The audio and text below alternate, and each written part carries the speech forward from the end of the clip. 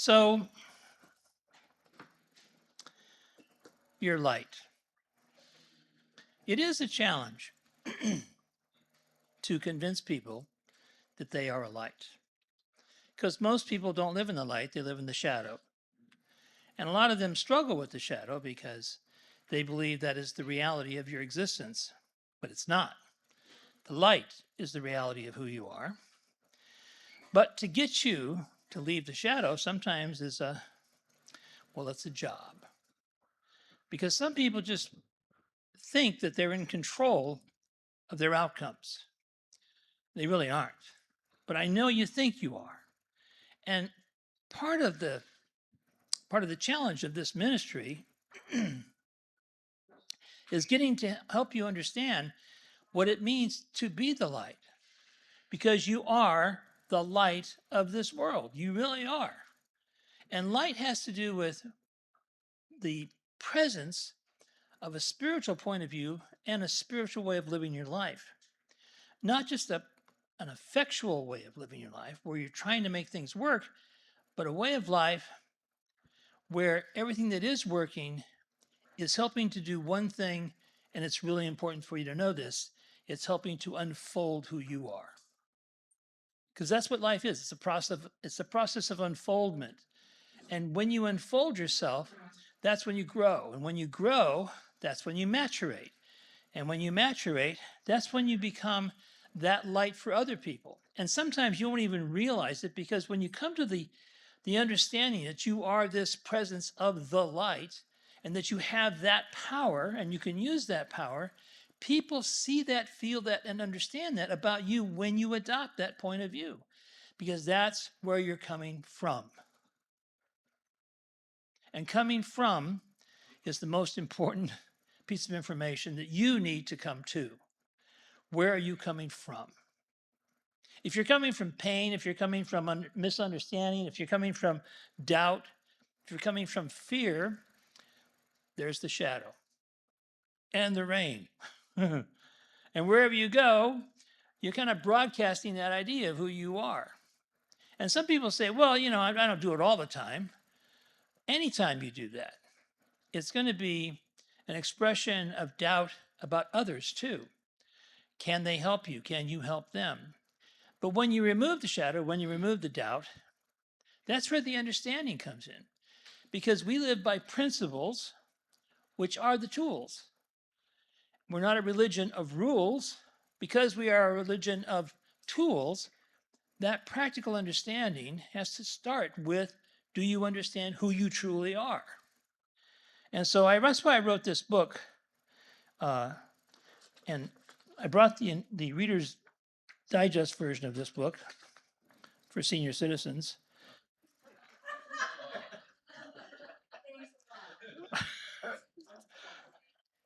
Wouldn't it be cool if you walked into Barnes and Noble and saw it that big? So what I'm going to do today is kind of read to you some of the wisdom of what I intended with this book, because I did not intend to make this book any kind of a spiritual joke or entertainment. I really wrote it because I want you to understand the spiritual principles that are functioning in your life right now that you may not be aware of.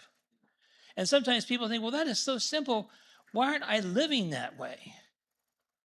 And one of the first tools is you have to realize you have one of the most important powers that you could possibly imagine, but you don't necessarily exercise it very often, and that is choice. Think about all the times when you could have chosen something different, but what did the choosing for you? What was it that chose your experience today? So I'm going to give you kind of a technical way of looking at this, because some of you are technical and you enjoy technical explanations. So here's the technical explanation of how you came to the experience of your existence today. It all began with a thought. And that thought had to be created, believe it or not, by a feeling. Not an intellectual thing, but a feeling. So put your hand, this is the feeling. Put your hand like this. This is the feeling. Just put it out there like that. And you know what the feeling is? It's a blueprint for your belief. This is a blueprint for your belief. Anybody ever seen a blueprint? It's a complicated document where they have all the lines and everything's drawn out for you, and that's the way you feel. That's the feeling of fear, the feeling of doubt, feeling of misunderstanding, the feeling of loss, limitation. And when you feel that way, it's a blueprint for how you behave, because it's a belief, and it's done unto you as you. It always has been. So when it's done to you as you believe, that's when a book like mine is important for you to read. So here's this little part, because, let me first explain what I did with this whole concept of writing this book.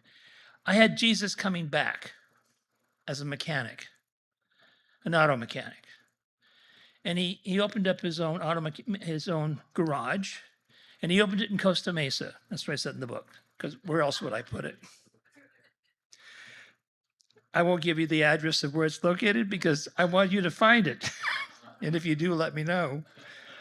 So the intention here is that he also brought 3 people with him, Peter, James, and John, who were the 3 disciples who followed him into Gethsemane. When it's reported, it's his only experience of doubt that's reported in the Bible, where he doubted his mission. And when he asked God, said, could you handle this, God? Can you handle this? And he asked Peter, John, and James to pray for him, but they were so involved with their humanity that he could not wake up to their spirituality. Involved with so they couldn't wake up to their, and a lot of you, including myself, have been there. And when you don't wake up to the spirituality, it means that the blueprint of fear is having its way with you. And so what Jesus did was he comes back and he wants these 3 disciples to work in a different way. Because James asked him, what are we going back as mechanics for? And in the book, I said, we're going back, Jesus says to them, we're going back so we can do one person at a time. We weren't here to convert the masses. We were here to convert one person at a time. And if I could help you do that, and you could help somebody else do that, and you could help somebody else do that, then the world would convert itself. And when it did that, it would realize that it has the power of choice. And it also has the freedom of that choice. So I wrote in the book this example when I got down to after the explanation of who I was and why I wrote the book, because it's important for you to know that, but I'm not going to tell you the story of why I wrote the book or the experience of that. You can read that when you buy the book and when you buy 10 of them and give them to friends. Did I say that? I guess I did. So Jesus was always about teaching, and he wasn't teaching you what to do. He was teaching you how to think. And so one of those really important decisions that you make about life that has to do with the way you think was in the example that he gave one day in his garage. He decided rather than fix cars, he was going to give a talk. So he invited all of his customers to come and hear him. And this is how it started out. James, adjusting the carburetor of a nearby engine, adds, and just like tuning an engine takes time, so does spiritual growth. You got to trust the things are aligning, even if it's not immediate. It's a process. Would you not agree? It is a process, but your level of agreement was not enthusiastic enough. Would you not agree? Yes. Almost. Would you not agree? Yes. There you go. See. So then, the way of Jesus for the intellectual, mental, and physical and spiritual life, Jesus takes a deep breath, and sensing the weight of the moment, he starts. My teachings were never meant to just serve one part of your life. They're meant to serve every part. Intellectual, mental, physical, and spiritual. You have to live in balance. Peter jumped in at that point and said, take your mind, for example. I've seen so many people clog their thoughts with fear and doubt, and that's just like putting the wrong fuel in your car, and you can't run on that. Now, I want to stop and just give a brief. The reason I wrote this book is everything that can go wrong with your car can go wrong with your life. Everything is the perfect metaphor to explain the struggle that people are going through. But if you go to a mechanic, do you expect them to fix it? Yes. And do you trust that they will fix it? Yes. Not everybody trusts. They hope that it gets fixed because they don't want to have to keep turning up their radio to ignoring that sound. So he goes on, Jesus adds, yes, and mentally, it's important to train your mind to focus on what's good, what's true. This is where the sower went out to sow, and some seed fell along the path, another seed fell on rocky ground.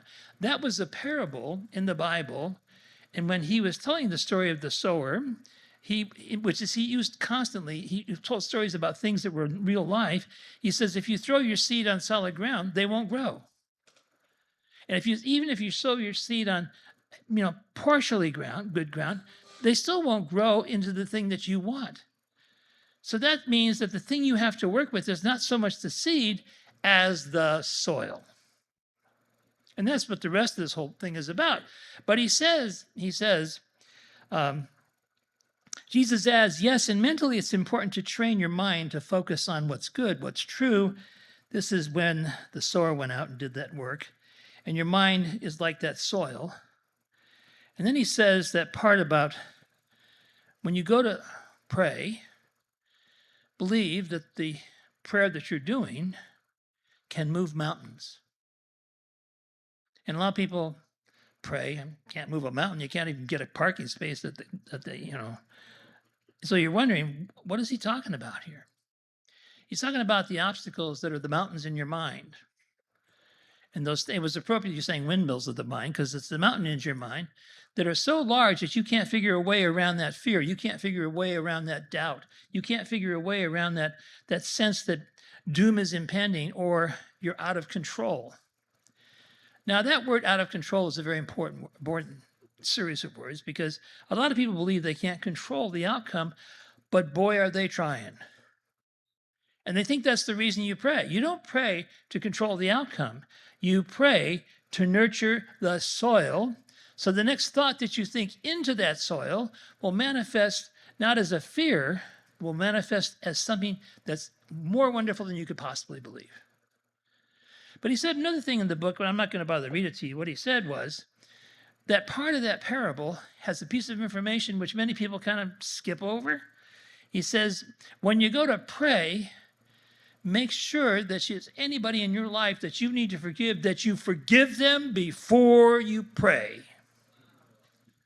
You forgive them before you pray. So some people kind of miss that part, because they miss the part that fear that's in them has to be forgiven. You just got to forgive yourself.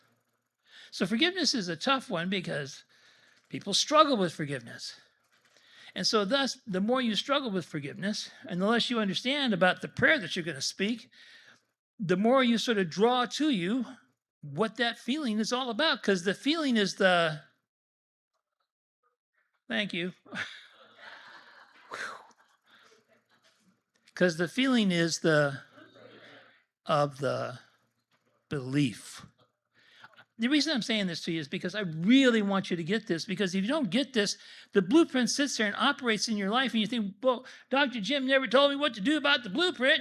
Well, the blueprint is creating that feeling over and over again. And some people will say, well, I thought I fixed that last year. You don't fix those kinds of things. You change them by making sure that you're always in the light and not in the shadow. And the way you change it, of course, every prayer that you do puts that presence of light as the frame of how you live your life, which is unconditional love. And there's a couple of other things that you need to do. This is the tools. Forgiveness. Is anybody struggling with that lately? And maybe you struggle with it because maybe it's something in the public eye. But have you struggled with anything that's personal to you that you needed to forgive yourself for? It's easy to forgive others, not so easy to forgive yourself. Now, there was a guy named, I can't remember his name, but he wrote this book called Radical Forgiveness. And he came to our church probably about 30 years ago to do a workshop. And it was really an interesting, he had everybody get in a circle. And he said to everybody, he says, those who have been the victims of abuse walk into the circle, but also those who have been the abusers walk into the circle too at the same time.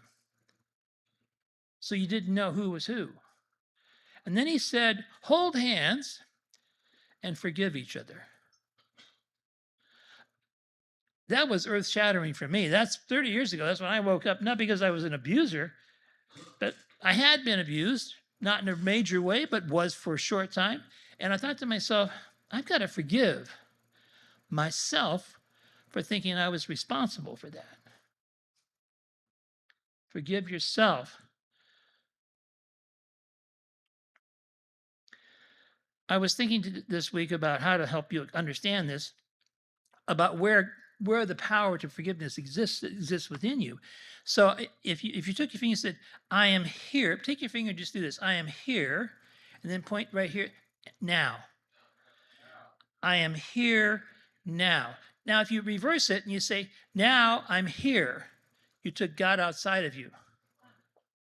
You said, now I'm here. And that's when you say to yourself this false conclusion, therefore I'm in control of my outcome. I'm in control of the outcome. You're not. Until you forgive yourself. And you forgive whoever else needs to be forgiven.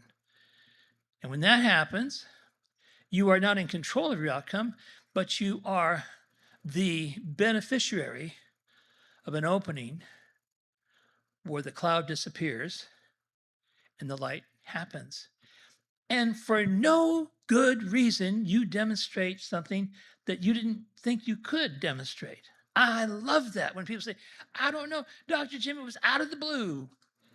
It came from out of the blue, but that's because you finally forgave who needed forgiveness, which was not only whatever needed forgiveness was here, but there was this other tool you forgot to use, and it's called service.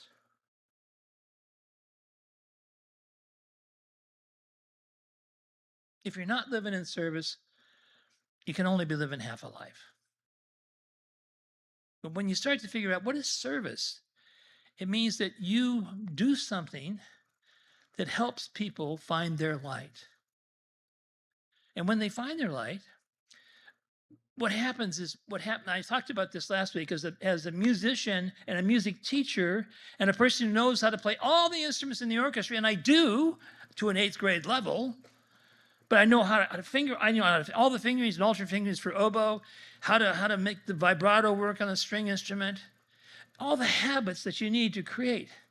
And when the students played in tune, because they learned, I said last week you had to learn how to sing your part, you got to learn how to live your life in tune with a principle. And it's like that's the thing you tune yourself to, that principle of love and forgiveness and kindness and service. Those are the tools. Love, forgiveness, kindness, and service. Now, as you venture into that, you begin to unfold. And what unfolds is the potential that was created for you to always experience. You were never invented to experience pain. Pain is self-imposed. You were here to experience spiritual understanding. And when you could see it and the light suddenly came down, then the soil was fertile and whatever you planted grew. It grew into something that it was supposed to be. So you never had the experience of planting corn and getting peas. You never had the experience of planting this and getting that because you finally understood that the seed contained everything necessary for your greatness. Every thought is a seed. Every thought is a seed. And everything you think is a thought of fear, that's what you're putting in the garden. And so you think, well, where are all these weeds coming from? You keep planting fear, misunderstanding, pain, because you still think you're violated, so you never forgave. The violation gets planted again, and you relive it over and over and over and over again in your mind until you finally say, no, enough is enough. And you buy this book. I'm serious. I didn't write this because I wanted to be funny. I wrote this because if I could enter into your mind through a different vehicle, that Jesus was a mechanic and he opens up a garage, yet he's teaching forever the principles of service, kindness, and grace, and forgiveness, and love. Those are the tools. That's what's in the toolbox. Some of you went to Sears and bought the toolbox, but you never used the tool. Anybody ever do that? You went to Sears, they were on sale. So you thought, well, I'll have to use that someday. So I'll go in and get that collection of end wrenches, 200 end wrenches that'll fit anything. But you have nothing to work on except yourself. So if you walked out of here today with the feeling that I want you to walk out of here, perfect love and forgiveness. If there's two things that I would love for you to practice is love and forgiveness. And you might even have to write down, who do I need to forgive? And make it a point to check it off your list. I forgive you. I release you. Now, you're not forgiving them because you were okaying what somebody did. You're just removing yourself from that relationship. Did you hear what I just said? You just remove yourself from... Yeah, when you remove yourself from that relationship, something remarkable happens. At a certain point, you can't remember the violation. And that's when you know you're healed. I can't remember the violation. I can't remember the feeling of fear. I can still remember the sense of fear before I got into this philosophy. And it took experience after experience in class after class and book after book to finally free myself from that. In places where I come to a new understanding of who I am. And when I saw the light, then my life began to open up. And that's when I became a minister. And I've been doing this for so long, I can't remember not doing it. I remember what I used to do a long time ago. But this is the here and now work that I do right now. Because I'm here, where? I'm here now. And when you're here now, then you finally realize there is no future and there is no past. Because with eternity, and that's what you're living, in eternity, some of you forgot, it goes on forever. You leave this form, and form follows function. That's if you're in the interior designing. That's, that you build this thing that will function like a desk or will function like a couch. You didn't build the couch to function like a desk. You built yourself to function like love, to function like forgiveness, to function as kindness. Wow! And suddenly your life shows up in an array of potential and possibilities. And that's when you learn to get into service. And when you get into service, something else happens, which is phenomenal. The source of who you are and the source of all your good becomes the thing that created the light. It's not the things that you do to control your outcome. It's not the things you control, the thing that you became, what you went to college for, and then decided later on, skip it. I'll do something else. Or you did it, and you did it with regret because it's the only thing that you could get paid for. Because it's the only thing that could control how money came to you. That's an interesting synopsis of a class I'm going to be teaching this summer called Visionary. And that's why I said, there's 5 things that you receive when you become a visionary, really a visionary. You get choice and you get understanding because now you're in service. Now there's 2 or 3 other things that you get, but I don't want to tell you what that is because I want you to take the class this summer. Am I pitching the class? You bet I'm pitching the class. I wrote the class about 15 years ago, and I haven't taught it for about maybe 3 or 4 years, but every time I teach it, people come to the realization of who they are, because in the class, which is an all-day Saturday event, you're going to be with a small group of people discussing who you are and what you desire to become and experience in life, and you get together and you talk about the evolution of that thought pattern. And part of that thought pattern is I give people this truth, and I would urge you to try this. Never more than 24 hours behind yourself and never more than 24 hours in front of yourself. In other words, if you're thinking 24 hours beyond 20, stop thinking that. Start thinking what you're thinking in the last 24 hours. Who'd you talk to? What'd you say? What was said to you? That kind of understanding. And then 24 hours ahead of yourself. Who do you plan on talking to? And what frame of mind do you want to be in when you talk to them?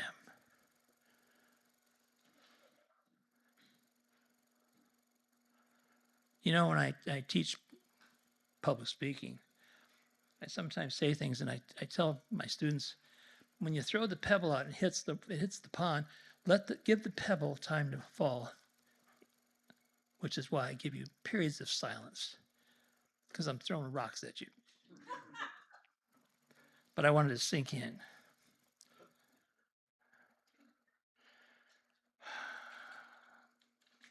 I'm patient.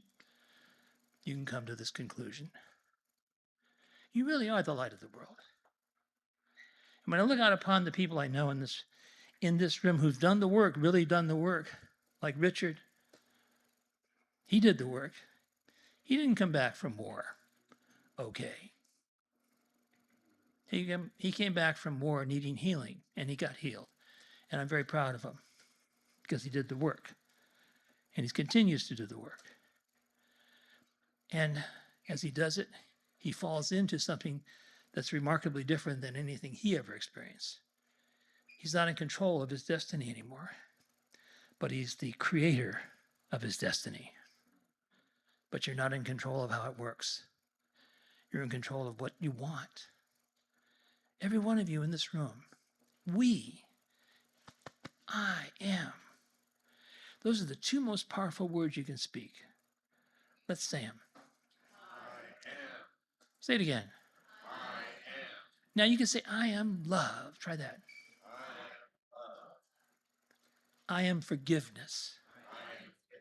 I am kindness. I am service. See what it feels like?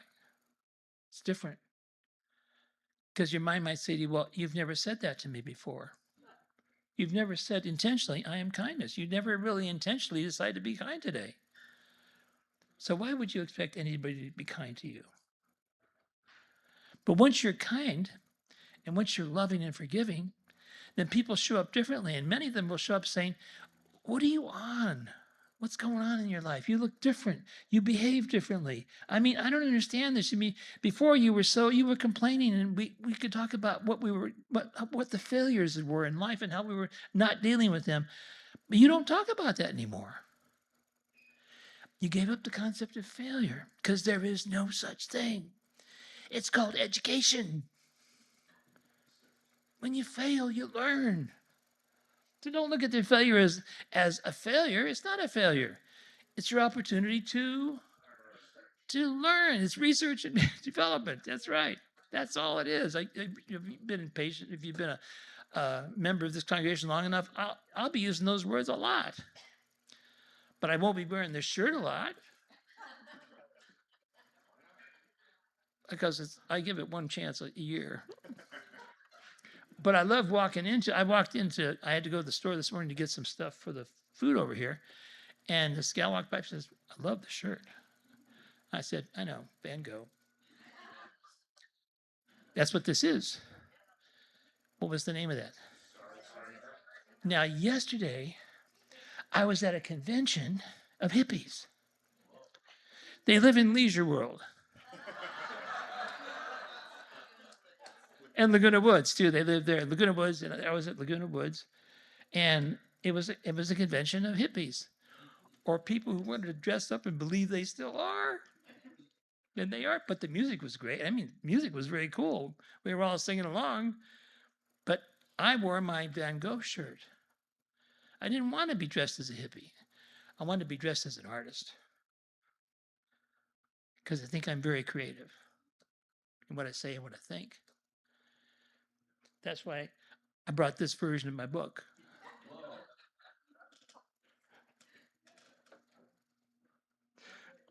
I swear I'm going to make this into a magazine, and because you know when you go to you ever see the magazines at the supermarkets, Jesus, the life story, and It's beautifully done, but told so incompletely.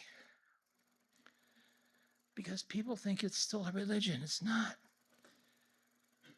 He came here to fix your cars, to rebuild them, to make them of service again, so you could drive places and help. You could volunteer, deliver meals. You got it. I love my job. Can you tell? I can too. I love my wife. Can you tell? Yeah, she's amazing. I love each one of you too. So give yourself a round of applause. That was not a round of applause. Give yourself a round of applause.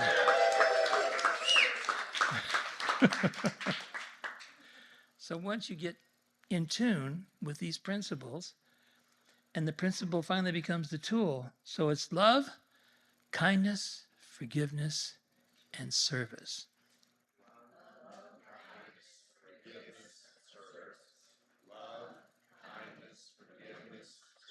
Now say them backwards.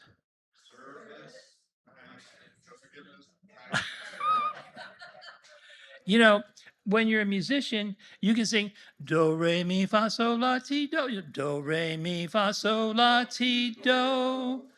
You have to go do, la, sol, mi, fa, sol, re, do. Do, re, mi, so. Do, mi, so, fa. Do, fa, la. So, that's the way you learn how to read. That's the way you learn how to behave. You learn how to sing the life that you've been given to live. And then you begin to improvise. I want to just end this talk with a experience I had as a young, I haven't told it. It's funny, somebody complained once, I've heard that story so many times. Well, I want you to know that's because 40 years of experience, I got to share something. But here's the thing I'm not shared. When I was younger, I was about 16, I got to sneak into a bar. I know, whoa, what was this kid doing here?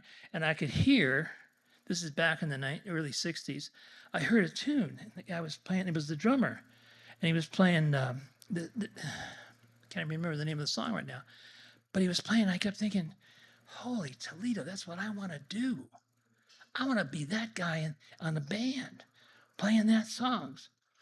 And then I had another experience when I was 17. I won a scholarship to Idlewild Music School, which was then USC was putting that on. And all the teachers from USC were there to teach me.